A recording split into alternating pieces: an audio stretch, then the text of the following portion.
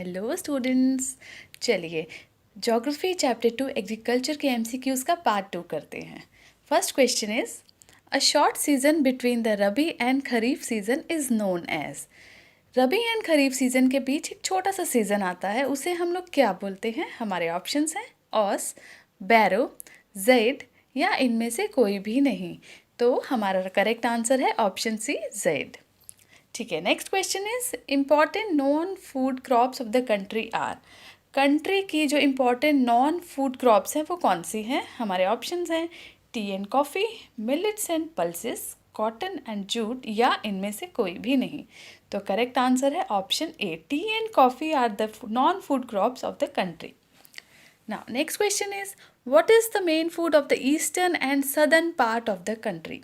Eastern and southern part जो है country का, उनका मेन फूड क्या है? हमारे ऑप्शंस हैं राइस, वीट, मेज और शुगर केन। तो करेक्ट आंसर है ऑप्शन ए, राइस, जो साउथ और ईस्ट पार्ट में बहुत ज़्यादा एज अ फूड खाया जाता है। Next question is the two main wheat growing regions are.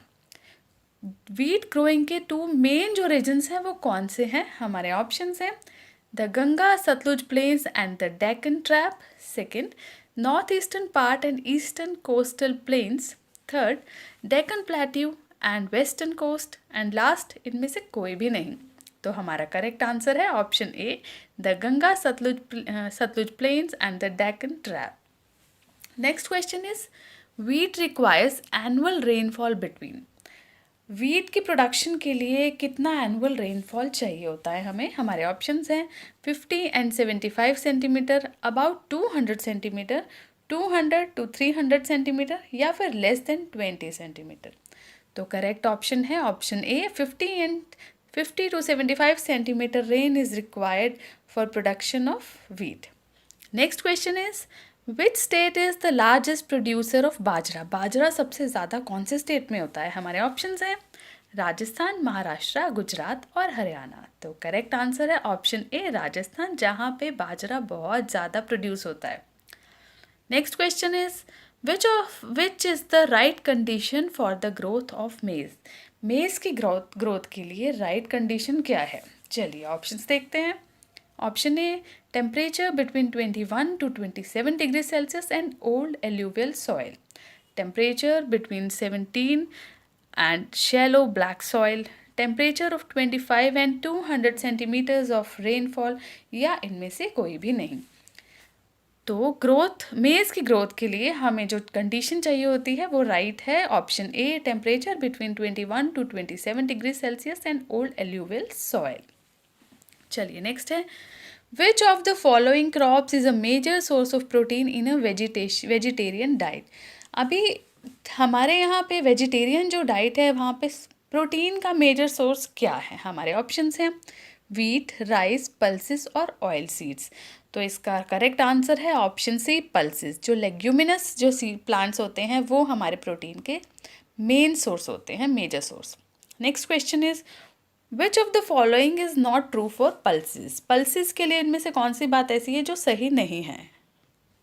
हमारे ऑप्शंस हैं pulses are grown in both rabi and kharif season. Pulses rabi and kharif दोनों ही सीजन में हम ग्रो कर सकते हैं, ये राइट है।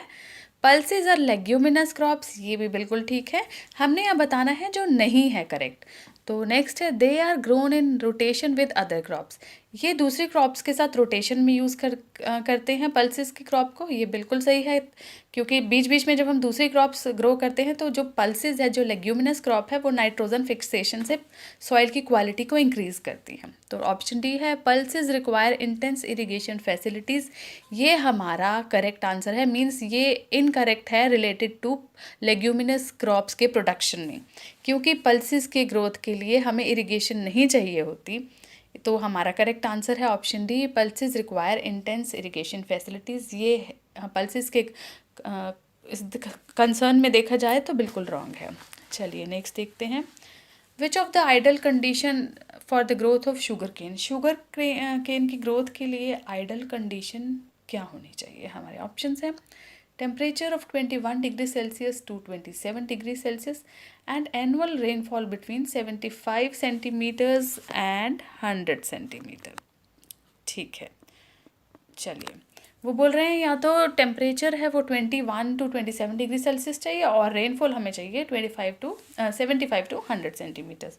सेकेंड ऑप्शन दिया है टेम्परेचर 17 डिग्री सेल्सियस से कम और rainfall 50 to 75 centimetre. Third option है टेम्परेचर ऑफ 250 डिग्री सेल्सियस और रेनफॉल 200 सेंटीमीटर्स। तो शुगर केन की ग्रोथ के लिए जो आइडल जो कंडीशन है वो है option A, temperature of 21 degree Celsius to 27 degree Celsius and annual rainfall between 75 to 100 centimetres. Next question is what percentage of our cropped area is covered by oil seeds. हमारी जो cropped area है उसमें oil seeds का कितना percentage है। ठीक है, options देखते हैं 21, 12, 2, 4। तो इसका करेक्ट आंसर है 12%। हमारा जो क्रॉप्ड एरिया है उसमें ऑयल सीड्स 12% कवर करते हैं। Next question is coffee cultivation was first introduced in. Coffee cultivation first कहाँ इंट्रोड्यूस की गई थी। Options are Himalaya, Aravalli hills, Garo hills और बाबू बुडान हिल्स। तो इसका करेक्ट आंसर है बाबू बुडान हिल्स, जहाँ पर कॉफ़ी कल्टीवेशन इंट्रोड्यूस की गई थी। Next question is cultivation of fruits and vegetables is called. ये तो सबको पता होगा। फ्रूट्स एंड वेजिटेबल की कल्टीवेशन को हम लोग क्या बोलते हैं। Is it floriculture, sericulture, horticulture और एग्रीकल्चर। तो करेक्ट आंसर है option C, horticulture. Next is which of the following describes a system of agriculture where a single crop is grown on a large, ठीक है, on a large scale. ठीक है, वो बोल रहे हैं कि उस एग्रीकल्चर सिस्टम को हम क्या कहेंगे जहाँ एक सिंगल क्रॉप ही हम लोग ग्रो करते हैं एक बहुत बड़े लार्ज एरिया पर। तो सभी को पता होगा इसका आंसर। ठीक है, ऑप्शंस देख लेते हैं। Shifting agriculture, plantation agriculture, intensive agriculture और हॉर्टिकल्चर। तो जहाँ सिंगल क्रॉप को बहुत बड़े एरिया में हम लोग ग्रो करते हैं उस सिस्टम ऑफ एग्रीकल्चर को हम बोलते हैं option B, plantation agriculture is the correct answer. Next question is which one of the following is not a cropping season. इनमें से कौन सा ऐसा सीज़न है जो क्रॉपिंग सीजन नहीं है। तो ऑप्शंस हैं winter, kharif, rabi and zaid.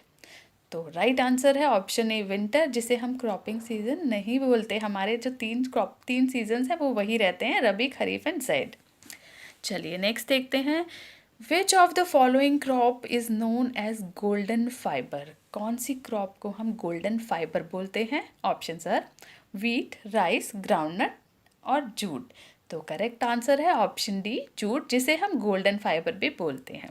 Next is which of the following crop grow well in the black soil. ये तो क्वेश्चन हम बहुत बार कर चुके हैं। ब्लैक सॉइल में हमारा कौन सी क्रॉप उगती है। तो ऑप्शंस हैं जूट, राइस, कॉटन और वीट। तो करेक्ट आंसर है कॉटन। ये हम बहुत बार पढ़ चुके हैं कि कॉटन ब्लैक सॉइल में उगती है, ग्रो की जाती है, और ब्लैक सॉइल को हम रेगुलर सॉइल भी बोलते हैं। ठीक है, अभी नेक्स्ट क्वेश्चन पे आते हैं। Which country is the largest producer of oil seed in the world. World में लार्जेस्ट प्रोड्यूसर ऑयल सीड की कौन सी कंट्री है जहां ऑयल सीड सबसे ज़्यादा प्रोड्यूस किया जाता है। तो हमारे ऑप्शंस हैं चाइना, इंडिया, यूएसए और पाकिस्तान। तो correct answer is option A, China is the largest producer of oil seed in the world. Next and last question of this part is what is the rearing of silk worms for the production of silk called. Silk produce करने के लिए जब हम silk worms की rearing करते हैं उसे हम लोग क्या बोलते हैं। हमारे ऑप्शंस हैं हॉर्टिकल्चर, पिसिकल्चर, सीरिकल्चर और एग्रीकल्चर। तो करेक्ट आंसर तो छोटे छोटे बच्चों को भी पता है, इसे हम बोलते हैं सीरिकल्चर। तो चलिए स्टूडेंट्स, यहाँ पर हमारा पार्ट 2 एग्रीकल्चर का MCQs का फिनिश करते हैं। नेक्स्ट पार्ट में जल्दी मिलते हैं। Thank you.